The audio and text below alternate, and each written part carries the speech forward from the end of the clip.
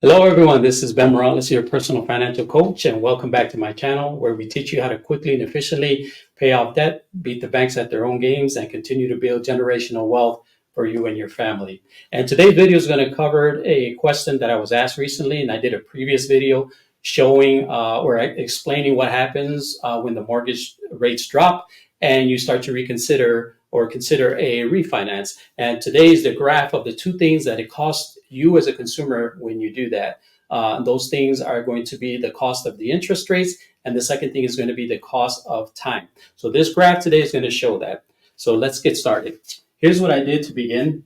It wasn't uncommon 2 years ago to get a mortgage loan if you bought a home and that loan was about $300,000. Okay. It also wasn't uncommon if you go back 2 years around this time to have a loan that was about 7%.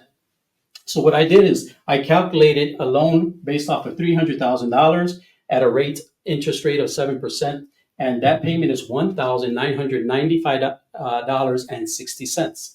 So let's put that into a graph and let's look at what the cost of that loan is over time. So we're fast forwarding to today, 2024, 2 years later. This demonstrates the amount of the loan.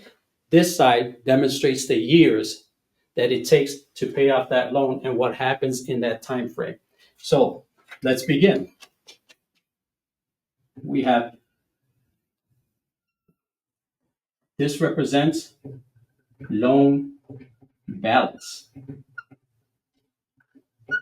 So as you're making payments of $1,995.60, your loan balance over the course of the 30 years is going to drop, and you're eventually going to have a paid off loan.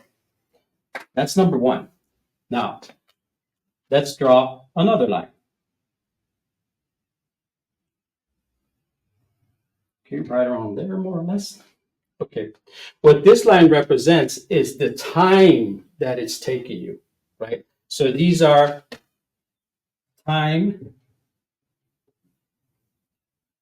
and payments over that time.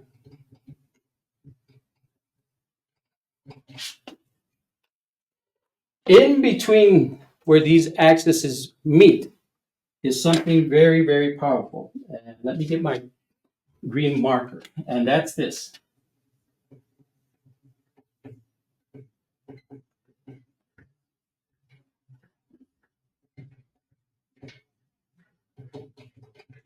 It's like being in school again. So this right here represents interest. Now, this is representing interest that is paid, and for this particular loan, that interest is calculated off of 7%. So one of the things that I really want you to notice, just by looking at this graph, you can see in the early stages, right? Here's years 1 to 5. In the early stages of this loan, the majority of the payment, look at where it's going, right? If we can chunk this all in, all this interest this is actually interest. Think about it as a funnel, right? So all this interest up front is particularly the first couple of years is going toward, or his payment is going toward nothing but interest, nothing but interest. As time goes by, right, it starts to cross over, and anywhere right about between the years 15 to 20, there's going to be a crossover point where now you will start to affect more when you make that $1,995.60 payment. Now it's going to start to impact more the actual principal, right? So now we have principal, and that happens right around here. So that's probably year number 17, 18, 19, something like that. It's really going to depend on the loan amount that you have, and it's really going to depend on the interest rate. But you can do the calculations and you'll see that that's exactly what happens. As a matter of fact, let's do that. So if we calculate 300,000 with an interest rate of 7 over 30 years, and we're going to look at an amortization schedule, and at month number 200 And 42, month number 242 is when you have that crossover period, which is right here, crossover. That means at that point, after that 242nd payment, more of that payment is going toward the principal and less of it is actually going to the interest. And you can see that as the years from the year 18 to the 30th, that covers it off. Next, you know, you finish off paying the loan. Okay, so that's your loan balance, and that's what happens over the course of time. Now, what happens is that usually the banking industry already knows this, that typically, depending on your age group, right? But typically, people move every 5 to 6 years, or rather, I should say, if you're in the age of between 18 and 45, those type of clients typically move every 5 to 6 years. Why is that? Because you're just finishing up college, you probably got a job opportunity offer. Now you're going to move to another location. You may have gotten married during those years. You may have had children, and now you want to relocate to a safer geographical area. You may have gotten married, like I say, or even divorced. And so those changes come more frequently. Typically, though, people stay in their homes right around 12 years. So what the bank's job is to do is to keep a tab on everyone that has done a mortgage loan. And what they want to encourage you and I to do is they want us to go back when we have an environment like we have right now, the interest rates, right? October was at around 7%.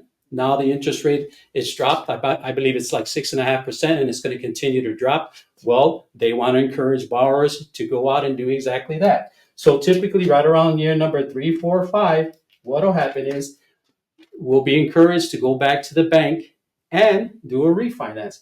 We saw, right, the majority of that payment is going there. So what happens when we refinance? Let's say we're going to refinance at let's say year number 3. Well, if we refinance at year number 3,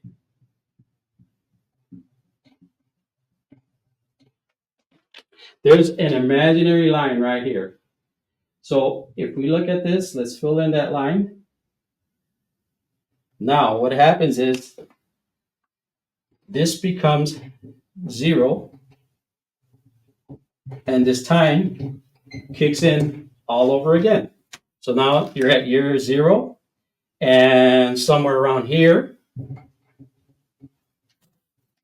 will be year number 5, year number 10, year number 11, or rather 15, 20, and so on and so forth. What's happened is, if you notice, just like before, look at the amount of mortgage now that is being paid in those first couple of years.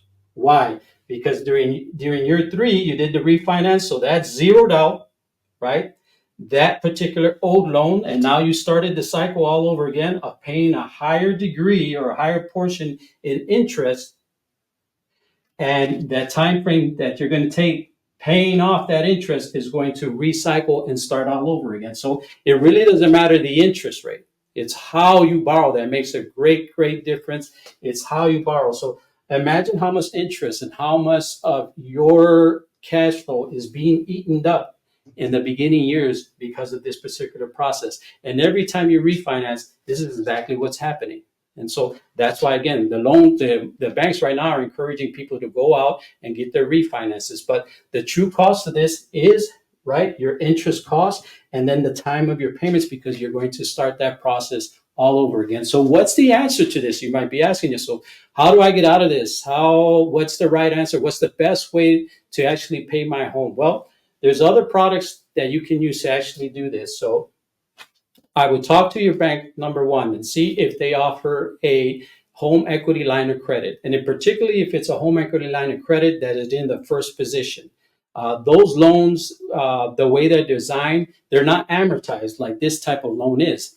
Those interest rates are paid on those type of loans on an average daily balance basis.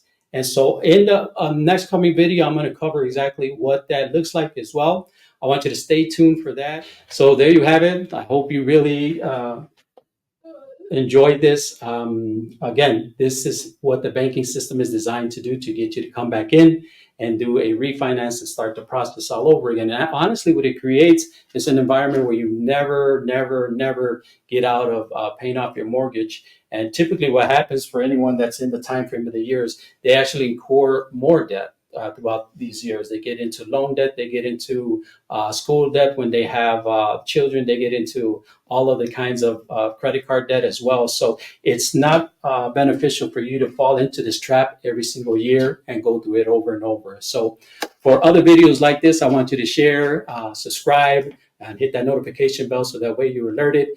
Please leave any comments below. I read all the comments, and I do welcome any feedback that you give this channel. And then if you need any help, continue to follow this channel, continue to look at the content, and continue to reach out with any questions. So until the next video, I do thank you for your time. Have a great day.